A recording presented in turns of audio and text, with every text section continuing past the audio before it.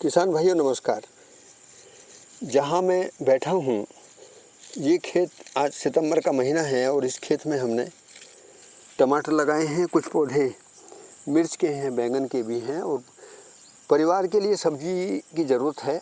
इसलिए यहाँ जो भी अध्ययन के लिए लोग आते हैं उनके आने के लिए सब्जियों की जो आवश्यकता है उसको ध्यान में रखते हुए हम लोग कुछ सब्जी लगाते हैं। सब्जी का हमारा कोई व्यापार नहीं है, लेकिन ये बात जानने की ज़रूरत है कि नाना प्रकार के बीज और विभिन्न प्रकार के जो लगाने के तरीके और समय समय पर भी हम अलग अलग खेती कर रहे हैं, उसमें खरपतवारों का एक बहुत बड़ा रोल है। अब एक तरीका तो यह है कि हम मल्चिंग के नाम से प्लास्टिक की मल्चिंग या किसी भी प्रकार की मल्चिंग या इस घास को मारने की जो रसायन हैं उनका इस्तेमाल करते हुए हम इनको ख़त्म कर देते हैं। एक तरीका तो ये है, लेकिन दूसरा तरीका यह है कि यदि प्राकृतिक नियम और व्यवस्था को समझें तो ये खरपतवार क्यों उग रहे हैं? क्या इनका हमारे से कोई दुश्मनी है या इनका खेत से कोई ऐसा संबंध है कि जो ये खेत में कुछ नुकसान पहुंचाने के लिए आए? बिल्कुल नहीं है। ये प्रकृति में ज़मीन की उर्वरता को बढ़ाने का अपना प्राकृतिक नियम है और ख़ास तौर से बरसात के महीने में ये बहुत तेज़ी से बढ़ते हैं। और इनके बढ़ने का एक ही कारण है कि जितनी वर्षा होती है, वर्षा के अंदर जितना पर्जन्य बरसता है उसको ये अपने अंदर समेटते हैं और समेटने के बाद में अपनी बीज परंपरा में स्थापित होते हैं और जो अवशेष हैं उनको ज़मीन को वापस करते हुए ज़मीन की उर्वरता को समृद्ध करते हैं। ये नियम समझना बहुत ज़रूरी है। मुद्दा मल्चिंग का नहीं है। मल्चिंग के नाम पर भी बहुत बड़ा भ्रम फैलाया गया है। मुद्दा है हम ज़मीन का पोषण और संरक्षण कैसे करते हैं। पोषण किस अर्थ में, अर्थात ज़मीन अपना भोजन कैसे बनाती है ताकि पौधों को भरपूर भोजन पोषण कर सके, और उसमें पौधे को सुरक्षित करने के लिए ताप दाब नमी का संतुलन, हवा की गति, उसकी विरलता, वो सभी कुछ कैसे गंध के साथ में कैसे संतुलित रहे, ये कीड़े बीमारियों का नियंत्रण है। इस प्रकार हमने क्या देखा कि अब इस खेत में हम बैठे हैं तो पता लगा कि वर्षा काल है, मिट्टी में भी बहुत चिकनाहट है, मिट्टी में नमी बहुत ज़्यादा है, खुरपी नहीं चलेगी। तो हमारे गांव में विशेष रूप से दरांती बनती है। ये दरांती तो बहुत देखने लायक है। ये सहज बहुत लंबे समय से हमारे गांव में बनती है और इसका काम ही है कि ये गीली मिट्टी पर भी बहुत अच्छे तरीके से नराई का काम करती है।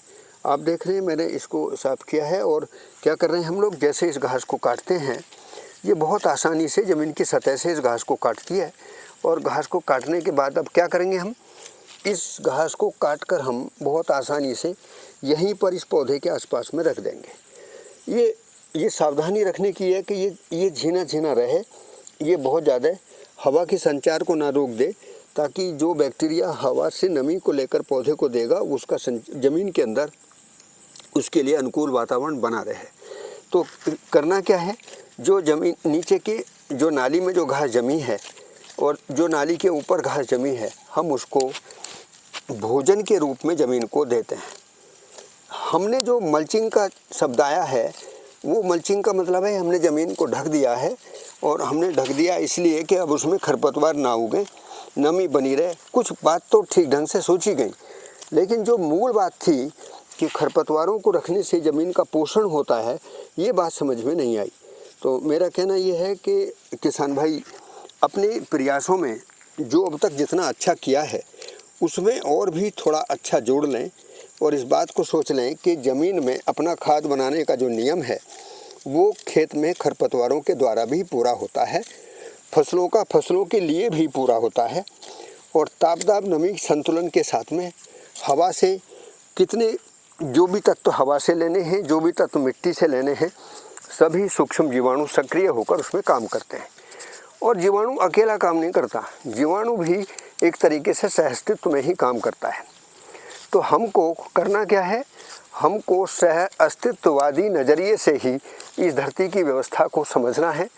जैविक खेती के लिए बहुत बड़ी ज़रूरी बात यही है कि यदि हम पोषण के नियम को नहीं समझेंगे तो कहीं ना कहीं कृत्रिमता और प्रकृति की व्यवस्था के बीच में विरोध होता है। ये विरोध होना ही कोई ना कोई समस्या पैदा करता है। समस्या के रूप में चाहे कोई कीड़े बीमारी आए, चाहे कोई पौधे में अलग प्रकार का व्यतिरेक आए, वो सारी चीज़ें देखने को मिलती हैं। तो आज की वीडियो में आपके सामने यही बात रखी कि ये टमाटर के पौधे हैं, इनके लिए अब इसकी सतह के ऊपर हमने इसको मल्चिंग के रूप में रख दिया है।